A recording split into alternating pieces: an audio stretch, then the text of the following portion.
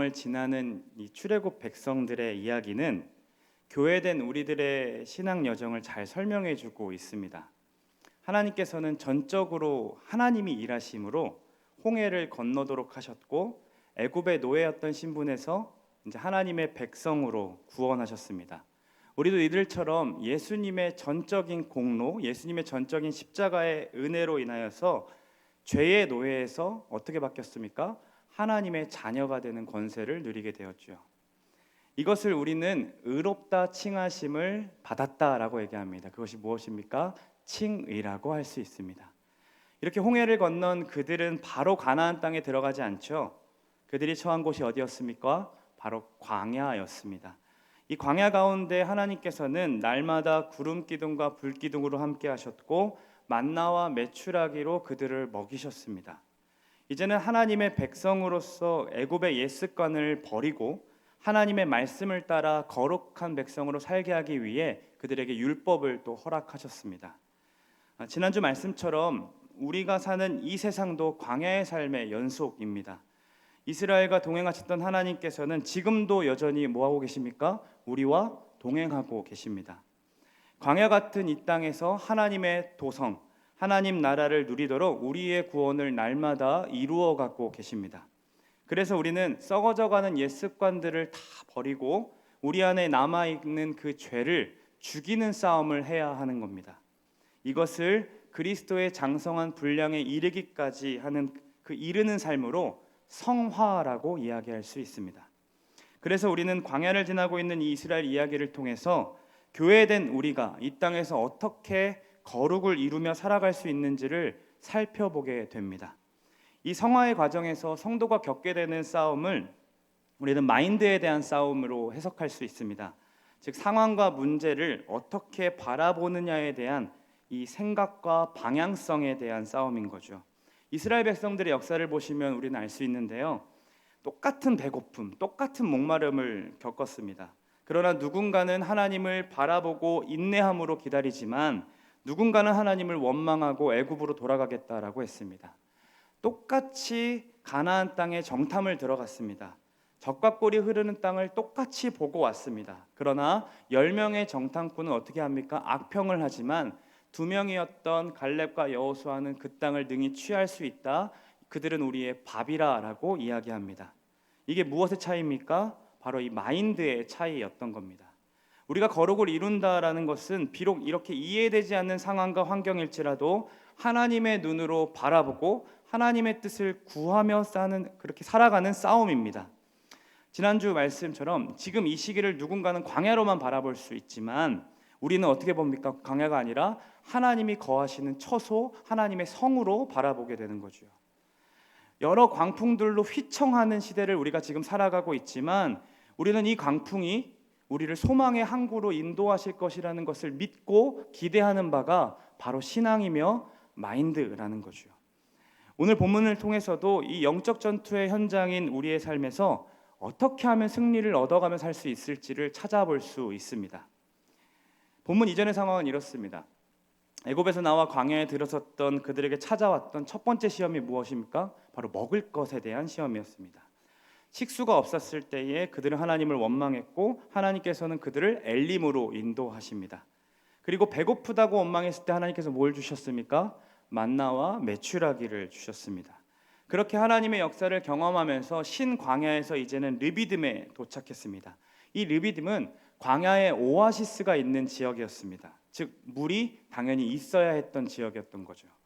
그런데 17장 1절에 이렇게 나와 있습니다. 같이 한번 읽어볼까요? 르비딤에 장막을 쳤으나 백성이 마실 물이 없는지라. 르비딤이면 오아시스라 물이 있어야 되는데 거기에 그래서 장막을 쳤는데 백성이 마실 물이 없었다는 겁니다. 그럼 어떻게 됩니까? 식수 문제가 해결되지 않자 또 예전처럼 원망하기 시작합니다. 그런데 이번에는 원망만 있던 게 아니에요. 어떤 게 있었습니까? 그들 안에 다툼이 일어났습니다. 본문은 이 사건을 다루면서 7절과 같이 결론을 내립니다. 이것도 한번 같이 읽어볼까요? 그가 그곳 이름을 마사 또는 무리바라 불렀으니 이는 이스라엘 자손이 다투었으며 또는 여호와께서 우리 중에 계신가 안 계신가 하였습니다. 어떤 다툼이 있었을까요? 아마도 그들은 리더십에 대한 불만과 반란이 일어났을 겁니다. 뿐만 아니라 가나안 땅을 향해 나아갈 때 이쪽으로 가야 하는 것이 맞다, 저쪽으로 가야 하는 것이 맞다라고 하면서 자신들의 주장을 더 강조하며 이렇게 방향성의 차이로 서로 의견 충돌이 일어났을지도 모릅니다. 식수 문제가 해결되지 않자 여전히 그 안에는 불안과 염려로 인해 불만들이 터져 나왔고 그게 공동체를 갈라내기 시작했던 겁니다. 그런데 여전히 식수 문제가 해결됐는데도 불구하고 한번 싸웠던 마음이 그게 해결됩니까? 아니죠. 그 안에 불신과 감정 상함들이 남아 있어서 마음이 하나로 모이지 않았습니다. 그때에 바로 이 오늘 본문의 이야기가 시작됩니다. 같이 8절 말씀을 읽어보겠습니다. 그때에 아말렉이 와서, 그때가 언제입니까? 이스라엘 가운데 분열이 있고 서로 마음이 갈라져 있던 때입니다. 하나님이 계신지 안 계신지 막 시험하던 때였습니다. 그때의 전쟁이 일어나는 겁니다. 먼저 아말렉의 입장에서 이스라엘을 공격한 이유에 대해서 좀 살펴보고자 합니다. 아말렉은 광야의 하이에나 같은 민족이었습니다. 광야에서 이렇게 떠돌아 살면서 생존을 위한 싸움을 해왔던 민족이었기 때문에 민족 전체가 호전적이고 굉장히 약탈꾼들이었습니다. 광야에서 사는 그들에게 가장 필요한 지역은 르비딤이었습니다. 왜 그렇습니까? 오아시스가 있는 지역이잖아요. 신명기 말씀을 보면 아말렉이 이스라엘을 어떻게 쳤는지를 나와 있는데 이렇게 적혀 있습니다. 그들이 너를 길에서 만나 네가 피곤할 때에 내 뒤에서 떨어진 약한 자들을 쳤고 하나님을 두려워하지 아니하는, 그러니까 후미를 친 겁니다. 약자들이 밀집해 있는 후미만 건든 거죠. 또한 르비딤이라는 지형의 이 골짜기였기 때문에 모두가 함께 싸울 수가 없었습니다. 60만 대군의 이스라엘이었지만 이 1000명 가까이 되는 아말렉과 싸울 때 질 수밖에 없었던 거죠. 왜 그렇습니까? 골짜기 안에서 싸우게 되니까 그들이 전투에서 앞설 수가 없었던 겁니다. 심지어 이스라엘이 지금 처음 전쟁 맛보는 중입니다. 처음 겪는 전투로 인해 그들에게는 혼란과 그리고 공황 상태에 빠졌을 겁니다. 싸움터로 나갈 능력도 상실되고 소리치면서 벌벌 떠는 일이 그들이 하였던 일이었습니다. 그런 그들에게 누가 봐도 아말렉이 승리할 수밖에 없는 상황이었기 때문에 그들은 이스라엘에 이렇게 후미를 치면서 늘 하던 대로 약탈을 해보려고 했습니다. 그런데 그 싸움이 어떻게 됩니까? 누가 이깁니까? 이스라엘이 이긴다라는 겁니다. 이것이 오늘 본문의 이야기죠. 그렇다면 우리는 궁금해하죠. 이스라엘이 무엇 때문에 이겼을까요? 도대체 이 말도 안 되는 싸움에서 어떻게 이스라엘이 이길 수 있었을까요? 우리는 이 본문을 보면서 중보기도의 힘이라는 말을 많이 들었습니다. 모세가 이렇게 손을 올리면서 기도하면 이기고 손을 내리면 졌다. 그렇기 때문에 우리도 기도를 쉬지 말아야 한다라는 설교들을 많이 들어왔으리라 생각됩니다. 근데 그렇게 고민하던 중에 저한테 궁금증이 하나 생겼습니다. 만약 손을 올리는 행위가 기도였다면 손을 내렸을 때는 그가 기도하지 않았을까요? 모세가 손을 내리면 어떻게 됐습니까? 전쟁에 패하는 것이 눈앞에 펼쳐지고 있습니다. 여러분은 일이 잘 풀릴 때 기도를 많이 하십니까? 일이 안 풀릴 때 기도를 많이 하십니까? 저는 일이 안 풀릴 때 기도를 많이 합니다. 그렇다면 모세가 손을 내렸을 때 패배하고 있는 그 민족을 바라보며 기도를 멈췄을까요? 아니요. 저는 더 많이 기도했을 거라 생각됩니다. 즉 전쟁의 승리가 모세의 중보기도 때문이 아니라 올려든 모세의 손으로 인함이다라고 말하고 있는 것이죠. 그럼 도대체 모세의 손이 무엇이길래 그렇게 이기고 지도록 하나님은 하셨을까요? 더 나아가서는 하나님께서 분명히 이걸 이기는 싸움인 걸 알고 계셨잖아요. 이기게 하실 것도 알고 계셨잖아요. 그런데 왜 준비되어 있지도 않는 그때에, 완전히 오합지졸로 있는 그때에, 서로 막 갈라져 가지고 서로 연합도 안 되는 그때에 이 전투를 하게 하실까요? 이 답을 오늘 우리는 여호와 니시라는 말을 통해서 살펴보고자 합니다. 모세는 이 전투에서 이기고 난 뒤 제단을 쌓고 여호와 니시라 부릅니다. 여호와 니시를 해석하면 주님은 나의 깃발이 되십니다라는 말입니다. 고대 시대의 이 전쟁에서는 깃발은 굉장히 중요한 역할을 했습니다. 첫 번째 깃발은 결집시키고 연합시키는 역할을 했습니다. 각자 다른 사람 삶을 살아왔었을 겁니다. 다른 의견을 다 가지고 있었고 피부색도 달랐을 거죠. 그런데 나라와 나라와의 싸움이 생기면 전쟁터로 나가 자신의 나라의 깃발을 바라보면서 그 안에 갑자기 전우회가 생기기 시작됩니다. 모두가 다 결집되고 연합되게 되는 것이지요. 어제는 이쪽으로 가야지 가나안이다, 저쪽으로 가야 된다, 모세가 이것이 잘못됐다, 모세는 그래도 지도자다라고 하면서 싸웠던 그 분열들이 전투가 시작되고 어떻게 됩니까? 연합되고 결집되는 것을 보게 되는 겁니다. 이렇게 주님이 나의 깃발 되신다는 여호와 니시라는 외침은 이제는 이스라엘이 주님으로 인해 하나가 되었다라는 것을 의미해 주고 있는 것입니다. 즉 우리는 지금 다른 존재가 아니라, 우리는 분열돼야 되는 존재가 아니라, 우리는 한 민족과 싸워야 하고 무엇을 위해 존재해야 되는지를 가르쳐 주면서 연합시키는 역할을 바로 깃발이 했다라는 겁니다. 두 번째로 깃발은 전쟁의 동기가 무엇인지를 가르쳐 줍니다. 전쟁이 일어나자마자 모세는 여호수아에게 이렇게 명령했습니다.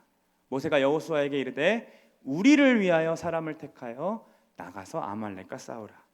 모세는 여호수아에게 전쟁에 나가야 하는 그 동기를 부여하는데 그게 무엇입니까?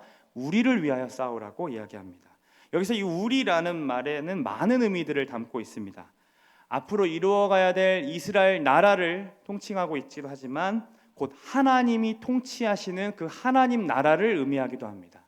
즉 우리를 위하여 싸우라는 말은 지금 옆에서 싸우고 있는 우리뿐만 아니라 우리가 앞으로 이루어가야 될 하나님 나라를 위해 너는 싸우라라고 명하고 있다라는 겁니다. 분명하게 그 동기가 전달되었고 그는 전투에서 앞장서서 나아가기 시작합니다. 고대 전쟁에서 이 깃발은 서로 간의 결속력을 만들어주기도 하지만 깃발을 보면서 이 싸움의 동기를 얻기도 합니다. 아직 우리 군의 깃발이 앞에서 살아있는 것을 보면서 우리를 위해, 나라를 위해 싸울 힘을 얻게 된다라는 거죠. 깃발이 어떤 역할을 하는지를 알기 때문에 적군도 제일 먼저 죽이고자 하는 자가 바로 깃발을 든 자입니다. 깃발을 왜 칩니까? 깃발이 넘어지고 없어지면 싸울 동기 그리고 싸울 방향성을 잃어버리기 때문입니다. 그래서 깃발을 든 자가 죽으면 항상 그 옆에 있는 자가 해야 하는 일이 있습니다. 자신의 싸우던 칼을 내버려 두고 다시 그 깃발을 들고 들어 올려야 합니다. 우린 아직 살아있다, 우리 아직 이기고 있다, 싸워야 된다라는 것을 뒤에 모든 전쟁에 참여하는 사람들에게 가르쳐 주는 것이죠. 그리고 또 그 사람이 죽으면 또 누가 듭니까? 그 옆에 사람이 또 깃발을 드는 겁니다. 이걸 언제까지 할까요? 바로 적진에 깃발을 꽂을 때까지 그 일을 하는 겁니다. 왜 그렇게 합니까? 나를 위해서 이렇게 합니까? 아닙니다. 우리를 위해서 이렇게 하는 겁니다. 우리가 함께 싸워야 되고 우리가 함께 나아가야 될 방향을 가르쳐 주기 위해 깃발을 계속 세우는 겁니다. 여호와 니시, 주님은 나의 깃발이십니다 라는 말은 주님이 바로 우리 싸움의 동기이시고 우리 싸움의 방향성을 가르쳐 주시는 분이라는 것을 고백하는 의미입니다. 우리는 주님이 보이지 않으면 삶의 동기와 방향성을 잃을 수밖에 없는 존재들인 거죠. 그런데 곰곰이 생각해 보면 내 삶에서 주님이 보이시지 않았을 때의 불안감보다 오히려 내가 생각한 대로 주님이 이끌어 주시지 않으면 삶의 동기를 잃어버리는 경우들이 너무 많음을 보게 됩니다. 어쩜 이렇게 기도가 안 될까? 어쩜 이렇게 나는 말씀대로 살지 못할까? 이렇게 안타까워하고 그 모습 때문에 불안해하기보다 집값이 왜 이렇게 안 오를까? 왜 이렇게 내 사업이 잘 안 될까? 왜 우리 자녀는 왜 이 모양일까? 나를 알아주지 않는 사람들 왜 이렇게 나를 못 알아줄까 하는 것들로 인해서 더 아파하고 삶의 동기를 잃어버리는 경우들이 훨씬 많음을 보게 된다는 겁니다. 성남제일교회 청년들이 얼마나 하나님을 믿고 있을까?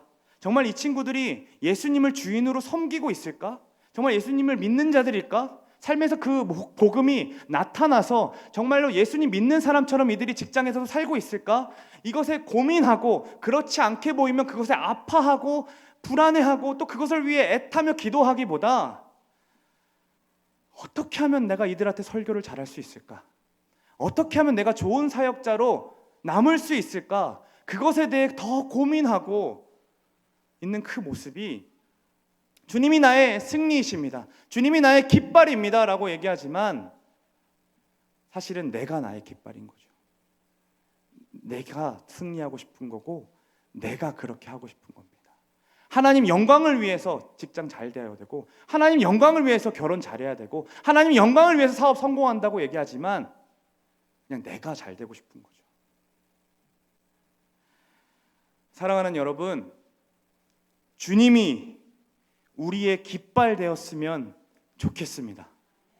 우리 인생의 깃발이 오직 주님이셨으면 좋겠습니다. 자꾸 내가 주인 되어지고 싶어하고 내가 승리하는 그 각대로, 승리하는 길대로 가야만이 만족함을 얻는 우리들의 그 마음에 주님의 깃발을 꽂는 저와 여러분의 삶이 되시기를 간절히 소망합니다. 그렇게 자기 삶의 깃발을 꽂으면 이 마인드가 달라짐을 우리는 경험하게 됩니다. 모세를 보십시오. 40년 동안 광야에서 온갖 불평들을 다 들었던 지도자였습니다. 저는 모세처럼 살라 그러면 못 살 것 같아요. 그 스트레스가 엄청나지 않았을까요? 광야 그 시대가 아직 자연 환경이 오염되지 않았던 시대라 그렇지, 지금 시대에 그렇게 40년 동안 불평하면서 맨날 원망하는 사람들을 끌고 가려면 아마 머리가 다 빠졌을 것 같아요. 그럼 어떤 생각이 들었을까요? 가나안만 도착해봐라. 그때 가면 이것도 끝이다. 와, 이거 진짜 못 참겠다. 하나님 40년은 이거 아니다. 가나안만 도착하면 요단강 근처에 집 하나 장만해가지고 이 십보라와 노년의 삶을 잘 보내다가 나 이제 하나님한테 갈래. 이런 마음 들지 않았을까요? 그런데 요단강만 건너면 가나안인데 하나님께서 뭐라고 하십니까? 모세야, 너는 못 가. 이만큼 억울한 게 어디 있어요? 그동안 내가 어떻게 버텨왔는데 가나안 땅 포도 하나 따먹지 못하고 이렇게 저를 여기서 죽이십니까, 하나님? 이렇게 반응해야 되는 게 당연한 거잖아요. 얼마나 억울합니까? 그런데 성경을 보면 모세가 아무런 반응하지 않습니다. 그냥 순종합니다. 어떻게 이럴 수 있을까? 어떻게 그가 이렇게 반응할 수 있을까? 오늘 본문이 보면서 알 수 있는 거죠.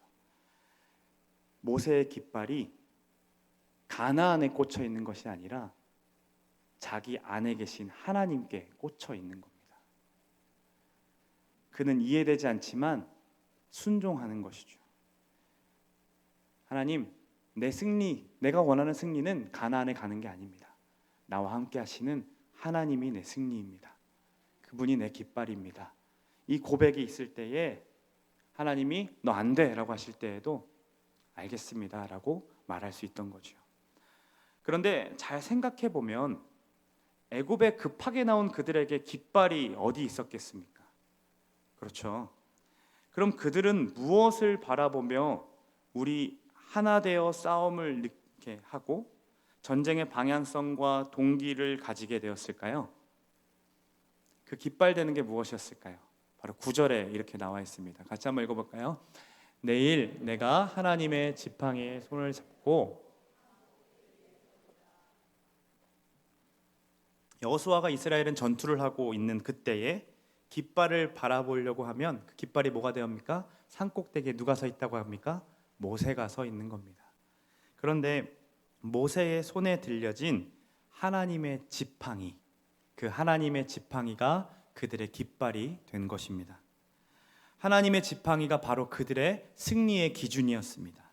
이 지팡이가 어떤 지팡이입니까? 하나님께서 이스라엘 백성들을 구원하라고 모세를 보내실 때에 그 모세의 손에 들려진 지팡이였습니다.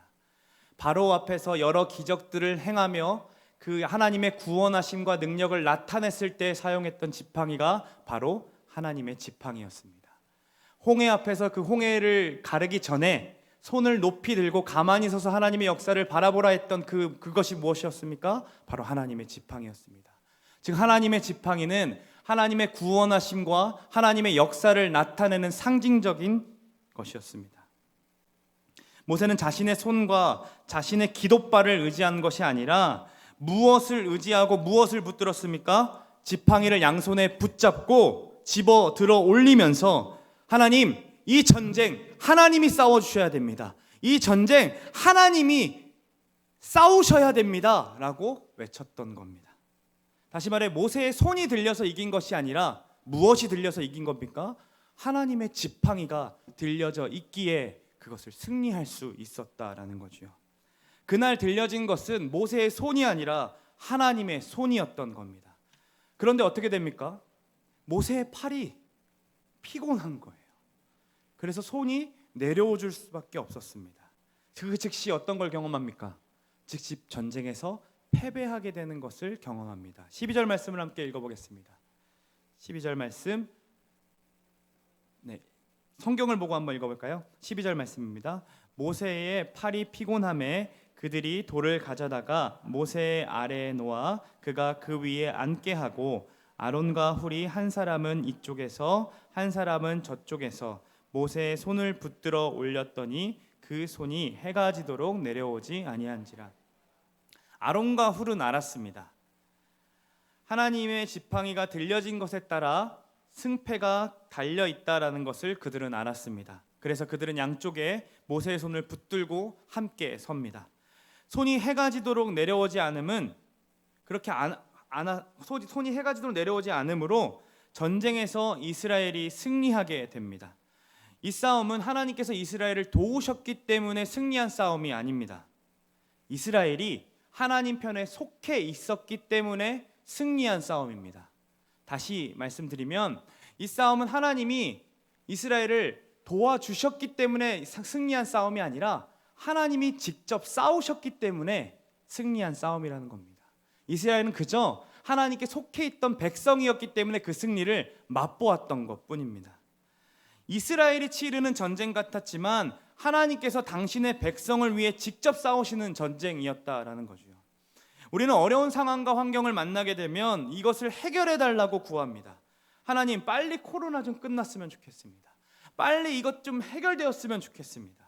그러나 성경 곳곳을 보면 하나님께서 늘 한결같이 행동하시는데 그분은 문제를 해결해 주시는 분이 아니라 문제 속에 뛰어드셔서 참여하셔서 너는 내게 속했다라고 말씀해 주시는 분이십니다. 다니엘의 세 친구가 풀무불에 들어가 있었을 그때에 우리 하나님께서 어떻게 하셨습니까? 그 풀무불 가운데로 들어가셔서 그들을 보존하시고 살려주셨습니다. 죄 많은 이 땅 가운데 우리는 죄를 없애달라고 기도했지만 직접 우리 가운데 하나님께서 죄 가운데로 오셔서 우리를 위해 죽으시고 너는 내 자녀라, 내 사랑하는 나의 아들이라 딸이라 라고 말씀하셨다라는 겁니다. 이 진리를 우리가 꼭 기억하기를 소망합니다. 우리는 하나님께 속해 있습니다. 우리는 주님의 것이며 주님의 소유입니다.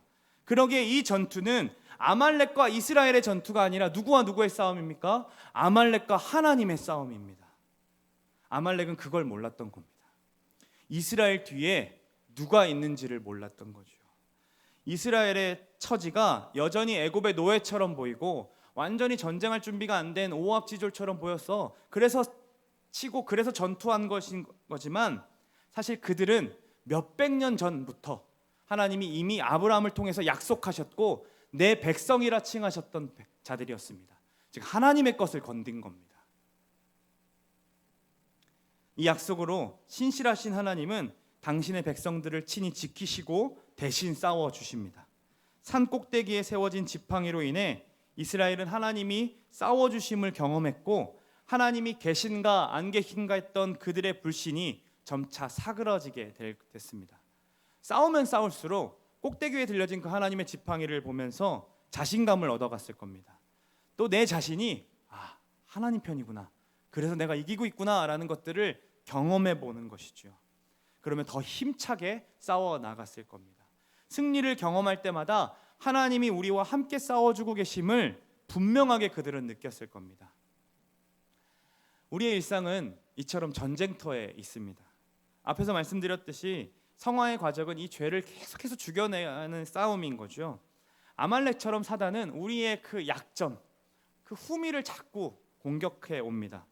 사람들의 말에 감정이 상하여 신앙도 함께 다운이 되는 사람들은 늘 그 문제를 가지고 우리에게 접근합니다. 이 사람 피해서 이 교회 갔는데 그 교회에서 똑같은 사람을 만나요. 그래서 다시 이 교회 왔는데 그런 사람을 또 만나는 것이 그 시험을 통과하지 못했기 때문에 나타나는 결과들인 거죠. 돈에 민감하여 통장의 잔고에 따라 염려와 불안에 휩싸이는 사람들에게는 재정으로 그들의 삶을 공격합니다. 맡겨 드릴 때까지 계속 공격합니다. 그래서 신앙생활은 내 약점이 무엇인지를 알아가는 것이 중요합니다. 알아서 그 약점을 보완해가고 여전히 우리 안에 잔존하고 있는 존재하고 있는 죄를 죽여내는 싸움을 하는 것이죠. 보십시오. 13절을 보시면 명확하게 합니다. 여호수아가 칼날로 아말렉과 그 백성을 쳐서 무찌르니라. 여호수아 그저 가만히 기도만 하고 있던 자가 아니었습니다. 나가서 직접 싸워냈습니다. 충성되이 그 자리에서 싸워내는 겁니다. 16절은 13절과 병행해서 지금 보여주고 있는데 13절에 여호수아가 아말렉을 쳐서 무찔렀다면 16절에 뭐라고 합니까? 한번 같이 읽어볼까요?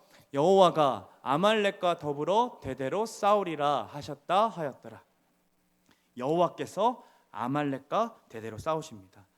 인간이 자신의 위치에서 열심을 다해 싸우는 일들을 행하고 하나님께서도 그와 함께 동행하시며 함께 싸워주시는 것이 바로 성화라는 겁니다.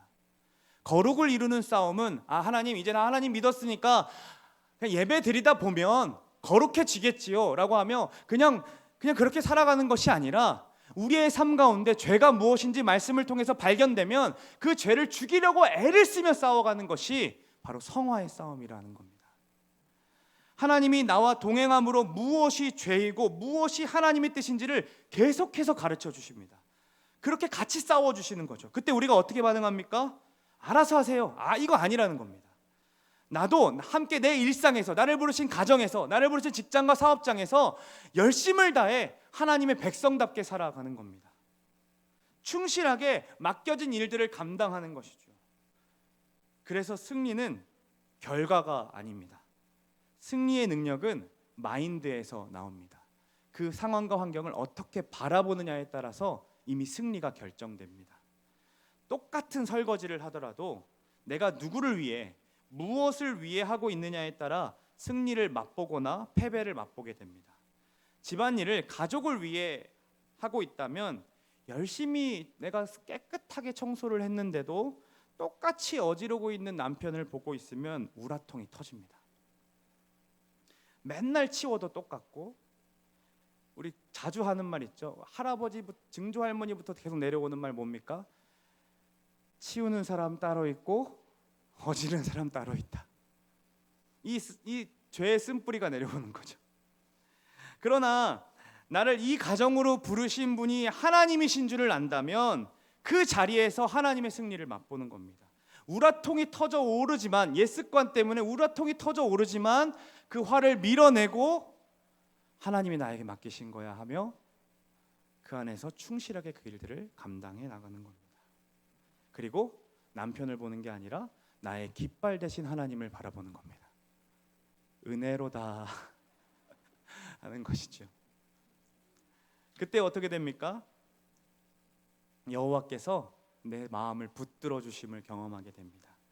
여호와께서 대대로 나와 싸워 주심을 경험하게 됩니다. 승리는 얻어진 결과를 보면서 이게 승리했다, 패배했다라고 얘기하는 것이 아니라 무엇이 들어와도 어떤 상황을 경험해도 그것을 어떻게 해석하고 어떻게 바라보고 있느냐에 따라 달려 있는 것이 바로 승리입니다. 하나님께서 이 싸움을 책에 기록하고 기념하여서 가나안 땅에 들어갈 여호수아의 귀에 외워서 들리도록 하라고 명령하십니다. 그리고 아말렉을 없이하여 천하의 기억도 못하게 하리라고 약속해 주십니다. 신명기 25장을 보면 모세도 가나안에 들어가는 이 광야의 2, 3세대들에게 이렇게 말하고 있습니다. 같이 한번 읽어볼까요? 그러므로 내 하나님 여호와께서 내가 기업으로 주어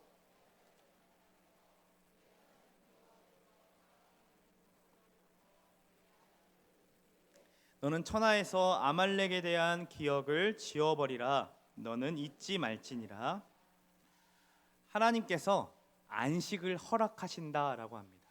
사방에 있는 적군으로부터 안식을 허락하실 그때야 돼서 아말렉 그냥 지워버려.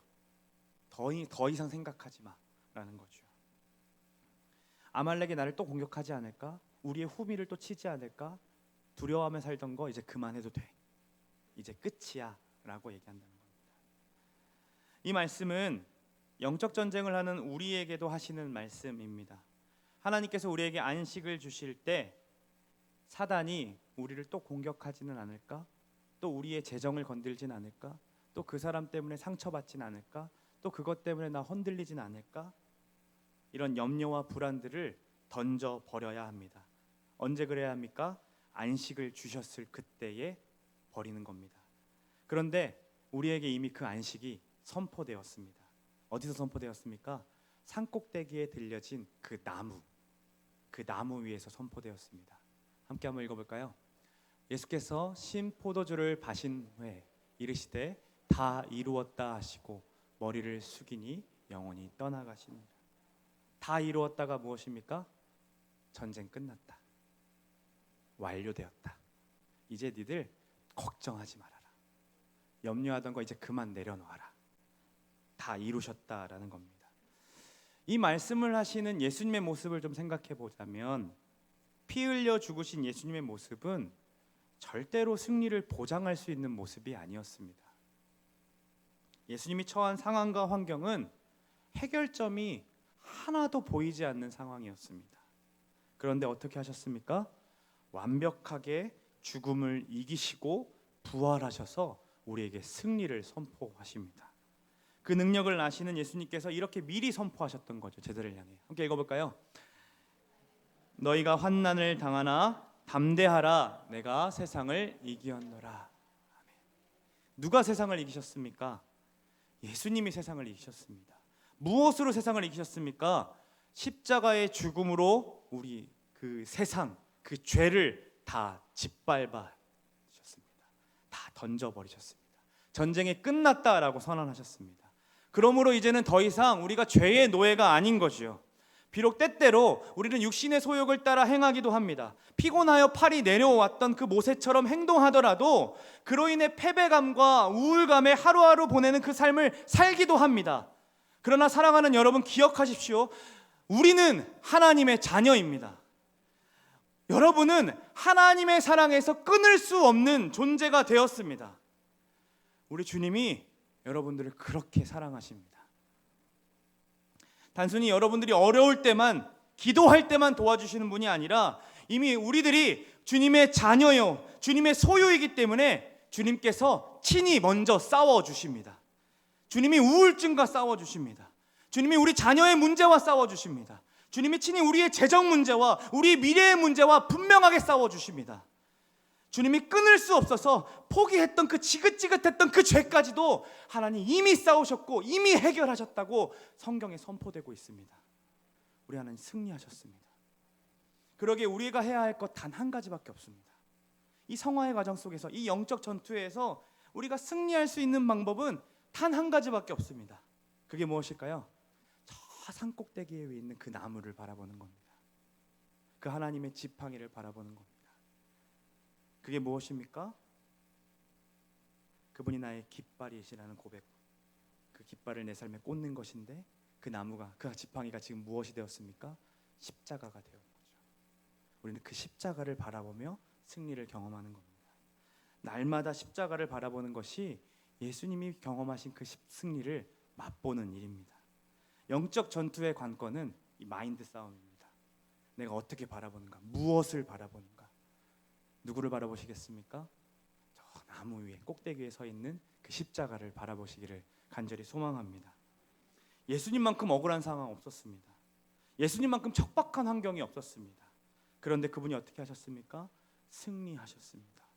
그렇다면 우리도 승리할 수 있습니다. 우리 옆에 분들 보면 이렇게 할까? 우리 승리할 수 있대요.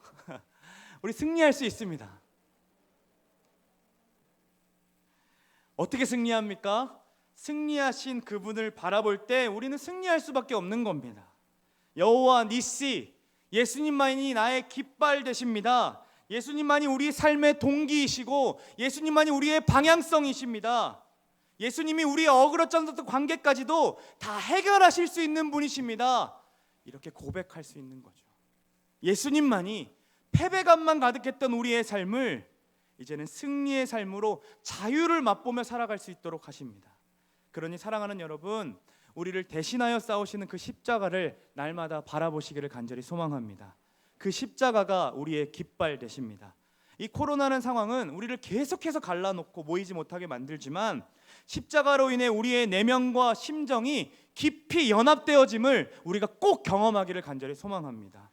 그렇게 십자가를 통해서 우리가 모이지는 못할지라도 십자가를 통해서 결합되고 연합되어서 진짜 연합되고 결속력 있는 교회가, 정말로 단단해진 교회가 어떠한 교회인지 우리가 나타내기를 간절히 소망합니다. 한 치 앞도 볼 수 없는 우리의 삶 속에서 불안감은 여전하고 염려할 것들은 투성입니다. 그러나 우리가 십자가를 바라보면서 내 삶의 동기가 저기 있구나, 내 미래의 방향성이 저기 있구나, 그래, 가정에서 내가 예수님처럼 죽어야겠구나, 내가 직장과 사업장에서 예수님처럼 죽어야겠구나, 이 교회에서, 이 다락방에서 내가 예수님처럼 죽어져야겠구나, 그렇게 날마다 예수님 바라보면서 예수님처럼 살아내는 우리 모두가 되시기를 간절히 소망합니다. 우리 그 마음 가지고 살아계신 하나님, 역사하시는 그 하나님, 우리 힘껏 힘차게 하나님 찬송하시면서 나아가겠습니다.